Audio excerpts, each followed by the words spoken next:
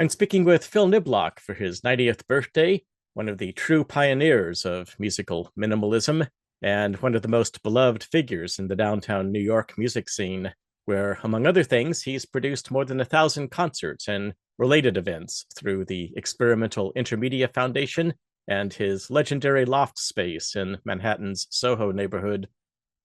Phil's also a dear friend of mine for many decades, and it's great to chat with you again, Phill. Thanks for coming on the show.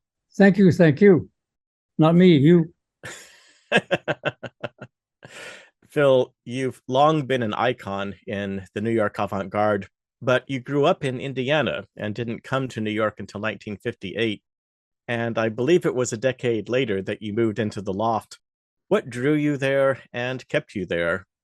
One thing that's really, really great is that New York changes every few years so completely that the neighborhood is completely different than it was in 1968 when I moved in. So I've been there for 50 years or more, but 54 years. But the area is completely different. Also, there are very few artists. There are very few artists left in Soho. It's too expensive for them now. Well, and the artists who are there are usually older, like maybe like 90. So you came to New York as an adult. You weren't really a musician, though. You studied economics in college. You were a jazz photographer.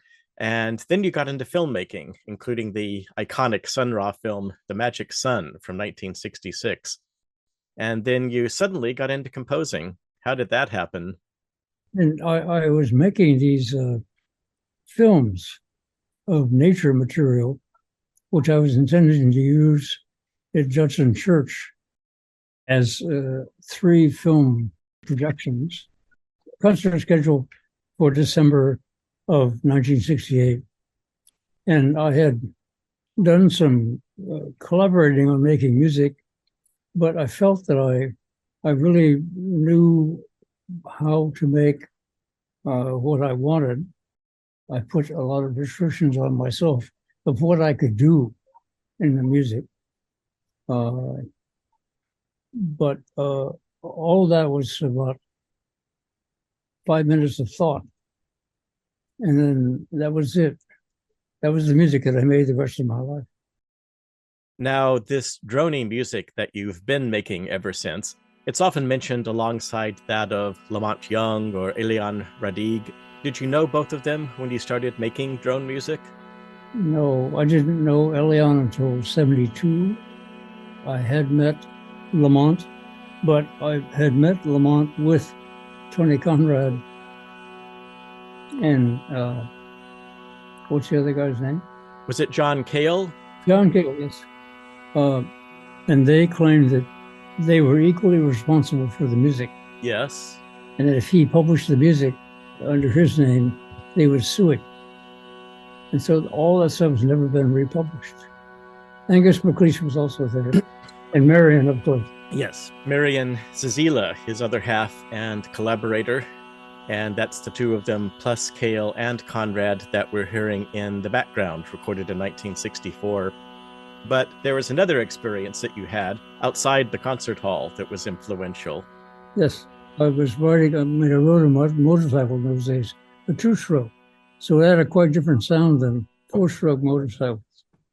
And I got behind a truck, so it was on the part of the Blue Ridge Parkway below the middle, where there are no trucks in the upper part, but there are trucks on the lower part.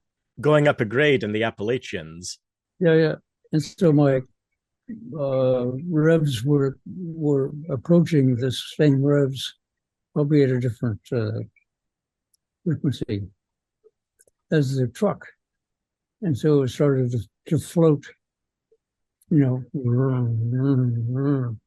So your engines were revving at almost the same frequency. Well, they could have been twice as much or half. True, but you were hearing beats. Yes. Is that where you got the idea of detuning drones in your pieces? I think it's probably not true, but it was I decided to do just one thing to add to the drones, which was microtones. I was not interested in using a tuning system. So this has nothing to do with any kind of tuning system you could think of. And so I just put in microtones that were a few cents or a few hertz different from the actual tone. Now, since your compositions almost always follow this pattern of multi-tracked instrumental drones, how do you decide what to do in the next piece? How do you choose your instruments? That's usually just done by some circumstance.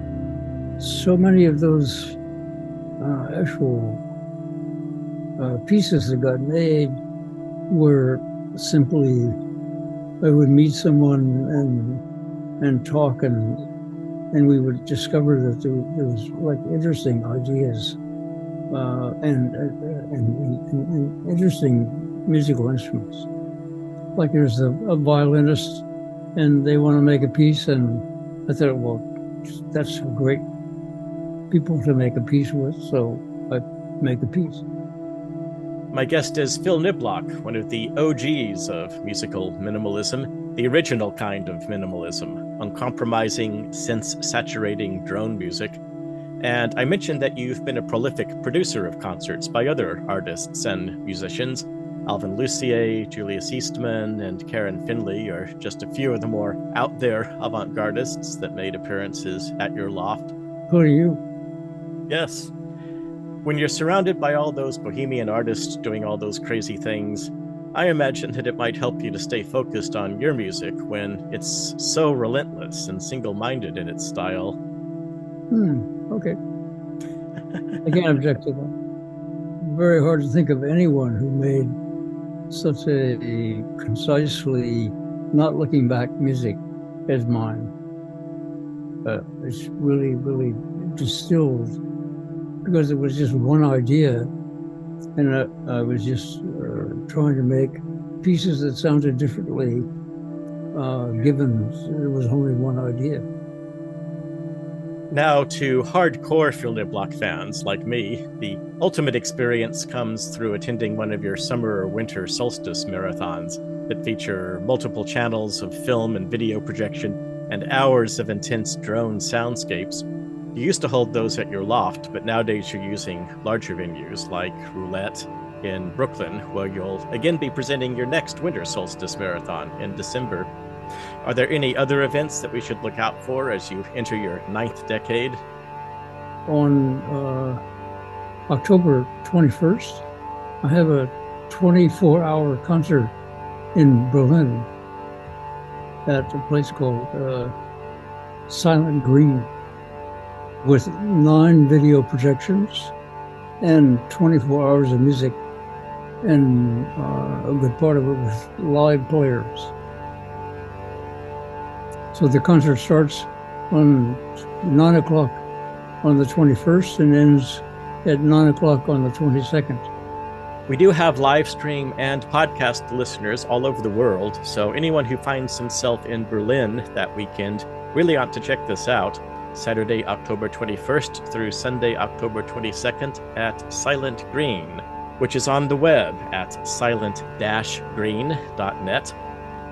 Now, for those who can't catch you live, there are mini CDs of your music. Much of your music is streamable. How should people listen to it at home? Well, the best way to hear the music is pretty loud. I used to play it at 115 dB, but now I'm seldom over 100 and even less, because things happen at a lot of volumes. There's one part of it, but the other part of it is that the music is the foreground thing of the concert, not the film. So to make the film more background, the music is loud. 115 decibels is getting close to rock concert amplitude, but your music doesn't really have the transients from the drums and the guitar feedback that can really damage your hearing. It's more of a steady volume that rises gradually, so it's much easier on the ears. Yes. We've been listening to some samples of your music while we've been talking, but now we're going to hear a complete, uninterrupted 20-minute Phill Niblock composition, and we're going to let you choose the piece. So what do you have for us there? A piece called Vlada BC, which I like very, very much. Tell us about the title, Vlada BC. What does that mean? Basso Continuo. I met this woman who was played viola d'amore, Elizabeth Stout. So we made the piece and we premiered it in Cologne. And then as I listened to it more and more, I liked the piece so much that I virtually made it my favorite piece. I made some very low tones by simply recording the same tones from the instrument down 2 octaves. I see. So a very unusual take on that archaic 7-stringed Baroque era instrument. We've got that queued up, so let me say it's wonderful to visit with you again, Phill, and your friendship and benevolence toward me, especially during my New York days many years ago, is something that I'll never forget. So happy birthday, and thanks again for joining us today. Thank you for having me. Wow. I'm just amazed to be out there in Seattle. I haven't been in Seattle for a long time. Oh, here is Vlada BC by Phill Niblock.